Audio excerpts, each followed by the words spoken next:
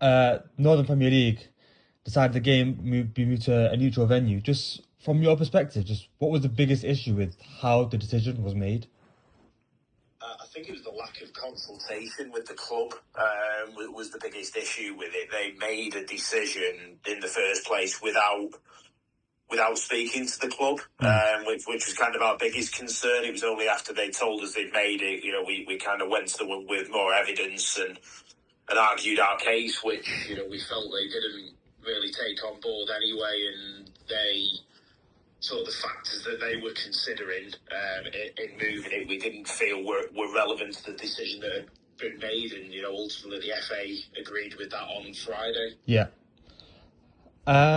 Just of course, such a big game late in the season. Just what impact does it have, financially and on sporting integrity? Just moving the game to a neutral venue and losing that home advantage.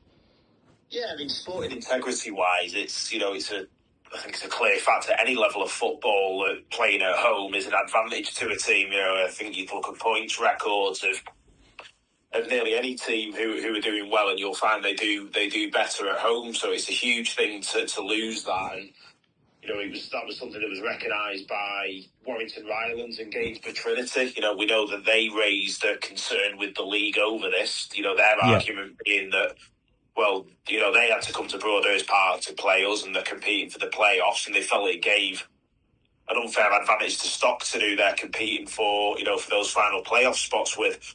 So, a big one for, sporting wise, financially, and it's not just that, it's the impact on fans generally. Fans have got, their routine. They want to come to the home ground. They want to come to Broadhurst Park.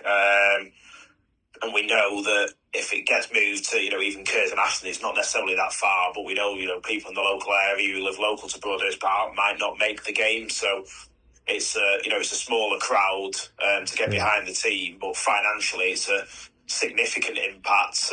Obviously the rental of another ground at Curzon Ashton as opposed to our own, but then we don't make any money on, food and drink sales, and, we all have our club shop there. So, the combination of those of ticket sales and secondary spend, is potentially significant impact. Yeah. Just one last question. Do you think the situation just highlights wider issues and just how non-league football in general is just governed? I think we would argue so. Yes, I think.